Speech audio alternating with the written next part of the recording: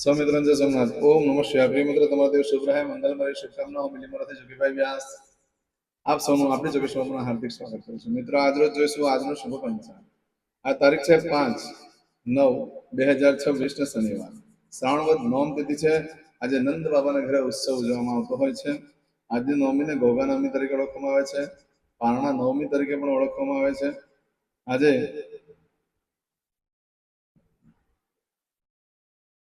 જોઈશું આજનો શુભ પંચાંગ। આજે બાળકનો જન્મ થાય છે, તિથિ ગણાય છે નોમ। નોમ તિથિ આજે રાત્રે 9:55 પૂર્ણ થઈ જાય છે અને ત્યાર પછી જે બાળકનો જન્મ થાય દશમ તિથિ આવશે। આ દશમ તિથિ છઠ્ઠી તારીખે સાંજે 7:30 પૂર્ણ થઈ જશે। આજે જે બાળકનો જન્મ થાય છે નક્ષત્ર ગણાય છે મૃગશીર્ષ। મૃગશીર્ષ નક્ષત્ર રાત્રે 9:32 પૂર્ણ થઈ જાય અને ત્યાર પછી જે બાળકનો જન્મ થાય એનું આદ્ર નક્ષત્ર ગણાય છે। આદ્ર નક્ષત્ર છઠ્ઠી તારીખે સાંજે 7:54 પૂર્ણ થઈ જશે। આદ્ર નક્ષત્રમાં બાળકનો જન્મ હોય તેની ચોક્કસ પણ પૂજા વિધિ કરવી, કારણ કે લોકોના જીવનમાં બહુ સંઘર્ષ આવે છે। આજે જે બાળકનો જન્મ થાય છે એનો યોગ ગણાય છે વ્રજ યોગ। આજે બપોરે 12:48 પૂર્ણ થઈ જાય છે અને ત્યાર પછી બાળકનો જન્મ થાય સિદ્ધ યોગ ગણાશે। આ સિદ્ધ યોગ છઠ્ઠી તારીખે સવારે 9:46 પૂર્ણ થશે।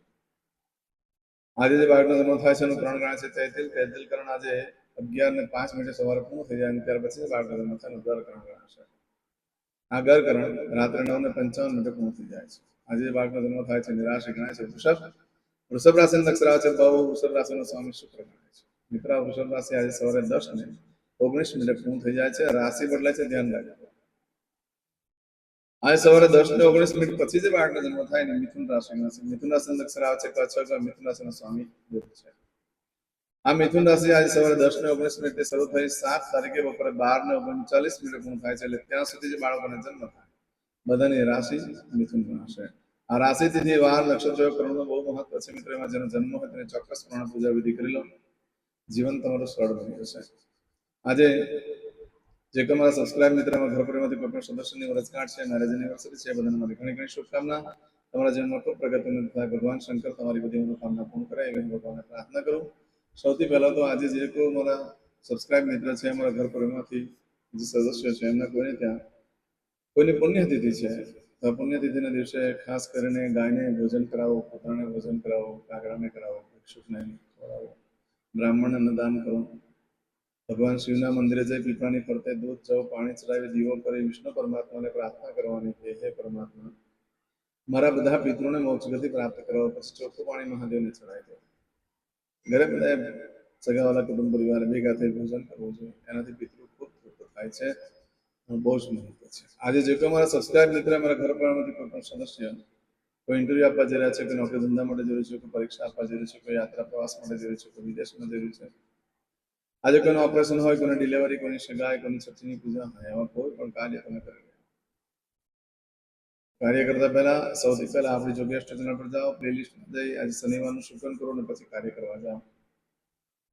આમ તો તમે ઘરેથી નીકળો છો તો વડીલ વૃદ્ધ વ્યક્તિને વંદન કરીને નીકળો, દેવસ્થાનમાં ભગવાનને પગે લાગીને કહો મારા કાર્યો મારી સાથે રહેજો। આજે ભિક્ષુકને અન્નદાન કરવાનું બહુ જ મહત્વ હોય છે, દવાનું દાન કરવાનું પણ બહુ જ મહત્વ હોય છે। આજના દિવસે એ દાન કરવાથી લક્ષ્મી દેવી ખૂબ પ્રસન્ન થાય છે। આજના દિવસે આખા દિવસમાં કોઈ પણ કાર્ય કરવા માટે ચોક્કસ શુભ સમય જોઈ લે। સવારે 7:30 થી 9 વાગ્યા સુધીનો સમય શુભ રહેશે। બપોરે 12 થી સાંજે 4:30 વાગ્યા સુધીનો સમય શુભ રહેશે। સાંજે 6 થી સાંજે 7:30 વાગ્યા સુધીનો સમય શુભ રહેશે। રાત્રે 9 થી આવતીકાલે મળસ્કે 1:30 સુધીનો સમય શુભ રહેશે। આવતીકાલે સવારે 4:30 થી સવારે 6 વાગ્યા સુધીનો સમય શુભ રહેશે। આ સમયગાળા દરમિયાન તમે કોઈ પણ પૂજા વિધિ કાર્યનો પ્રારંભ આ બધું કરી શકો છો। પરંતુ આજે મિત્રો જે દિવસ છે એ અશુભ દિવસ છે, એટલે કોઈ પણ કાર્ય કરવા માટે યોગ્ય દિવસ નથી। ના કોઈ ખરીદી કરશો, ના કોઈ વેચાણ કરશો, ના કાર્યનો આરંભ કરશો। આજે કરશો આજનો સંકલ્પ, ચમચીમાં પાણી લઈ લો। અદ્યતન માસોત્તમ પરમ પવિત્ર શ્રાવણ માસે શુક્લ કૃષ્ણ પક્ષે નવમ્યાયમ મંદવા સંસિતાયામ પૂજા પતલે તરત જ મને નામ લખીને ભગવાનને મોકલાવો। ભગવાને તમારા માટે પ્રાર્થના કરીને લાઈક કરી દઈશ। યુટ્યુબ ઉપર જ કરો, મને કોમેન્ટ્સમાં। હવે દરેક જણા પોતાનું સાચું નામ બોલી દો। તમારું ગોત્ર ખબર હોય તો ગોત્ર બોલી દેવાનું। પછી બોલવાનું છે અહમ, મમ, આત્મન, શ્રુતિ, સ્મૃતિ, પુરાણોક્ત, પુણ્ય, ફલ, પ્રાપ્તિ, અર્થમ, अप्राप्त लक्ष्मी प्राप्ति अर्थम प्राप्त लक्ष्मी चिरकाल सौ रक्षणात्मक लोकेवा सभायां राजद्वारे व्यापारे विद्या अभ्यास देश विदेश सर्वत्र यश कीर्ति विजय लाभादि प्राप्ति अर्थम मम अखिल कुटुंबस्य आयु आरोग्य ऐश्वर्यादि प्राप्ति अर्थम मम जन्म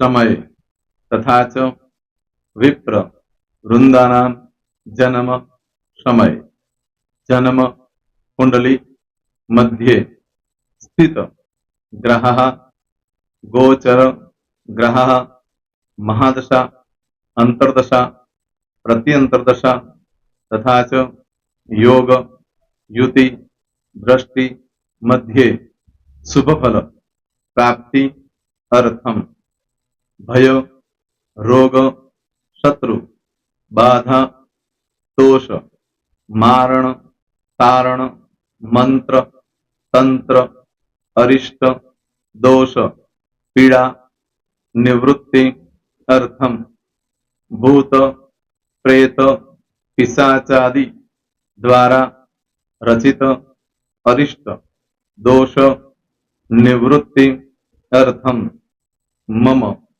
सकल मनवांछित फल और तुम्हारा मन में जे कई इच्छा हो ते बोली जवान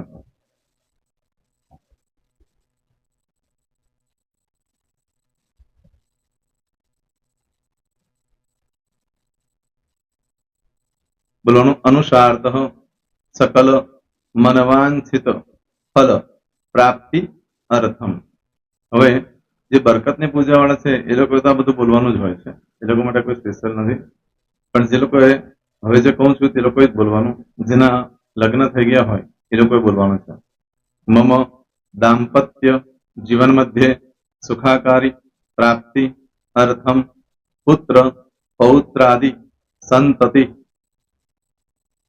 પ્રાપ્તિ અર્થમ આ સંતાન પ્રાપ્તિવાળા માટે પણ આવી જાય છે એમાં દીર્ઘ आयु आरोग्य ऐश्वर्यादि प्राप्ति अर्थम तथा च હવે જેના લગ્ન નથી થયા તે લોકોએ બોલવાનું મમ જટટી વિવાહ યોગ પ્રાપ્તિ અર્થમ વિવાહ પશ્ચાત દાંપત્ય જીવન મધ્યે સુખાકારી પ્રાપ્તિ અર્થમ હવે જે લોકોને સંતાન પ્રાપ્તિ નથી જે લોકોને સંતાન પ્રાપ્તિ છે કરવી છે એ લોકોએ બોલવાનું મમ દાંપત્ય જીવન મધ્યે સુખાકારી પ્રાપ્તિ અર્થમ તથા ચ દીર્ઘ આયુ આરોગ્ય ऐश्वर्यादि समन्वित संतति सुख प्राप्ति अर्थम હવે જે અભ્યાસ કરી રહ્યા છો છોકરા વિદ્યાર્થીઓ છે તે લોકોએ બોલવાનું છે મમ વિદ્યા અભ્યાસ મધ્યે ઉત્તરો ઉત્તર પ્રગતિ ઉન્નતિ સાનુકૂલતા પૂર્વક દિવ્ય સફળતા પ્રાપ્તિ અર્થમ હવે જે લોકો વિદેશમાં જવા માંગતા હોય કે શીપમાં જવા માંગતા હોય મતલબ ભારત દેશની બહાર જઈને ધંધો વેપાર કરવા માંગતા હોય એ લોકોએ અથવા વિદેશ જવા માંગતા હોય કાયમ માટે એ લોકોએ બોલવાનું છે મમ જટટી વિદેશ ગમન યોગ પ્રાપ્તિ અર્થમ વિદેશ ગમન કાર્ય મધ્યે સાનુકૂલતા પૂર્વક દિવ્ય સફળતા પ્રાપ્તિ અર્થમ આરોગ્ય વાળા બોલવાનું છે જેને આરોગ્યની પૂજા આપેલી હોય એ લોકોએ એમ તો દરેક જણા જ બોલવાનું છે બોલો મમ આયુ આરોગ્ય ऐश्वर्यादि प्राप्ति अर्थम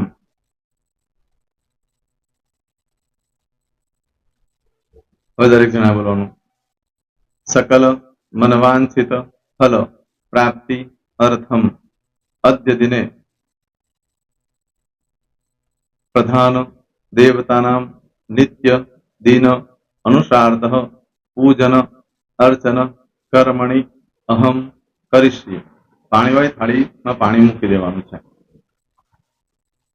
હવે તમારી બધી પૂજા જે મેં આપેલી છે એ પૂજા થઈ જાય, અથવા તો તમે રોજ પૂજા કરતા છો, મારી પાસેથી નથી લઈ ગયા, એ પૂજા થઈ જાય પછી ફરી પાછી ચમચીમાં પાણી લેવાનું. અહીંયા વિડીયોને સ્ટોપ કરી દેવાનું.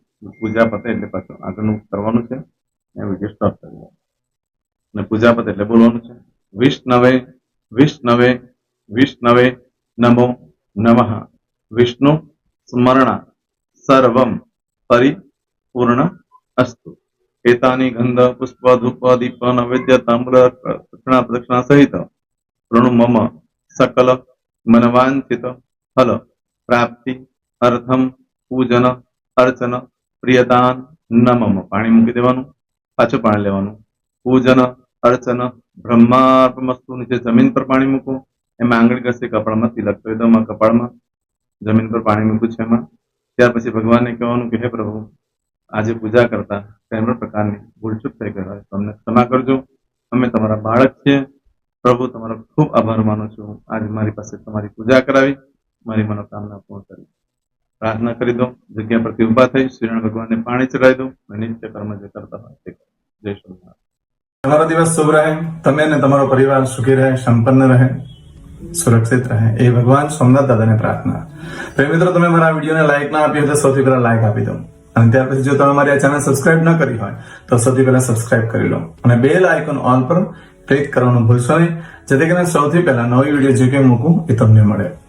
મિત્રો, કંઈ પણ મૂંઝવણ હોય તો મને આ નંબર પર તમે ફોન કરીને પૂછી શકો છો. મારો મોબાઈલ નંબર છે 9825546459. મિત્રો, કોમેન્ટ્સમાં જય સોમનાથ લખવાનું ભૂલશો નહીં. ફરી પાછા નવા વિડીયો સાથે મળીએ. ત્યાં સુધી સૌને જય સોમનાથ.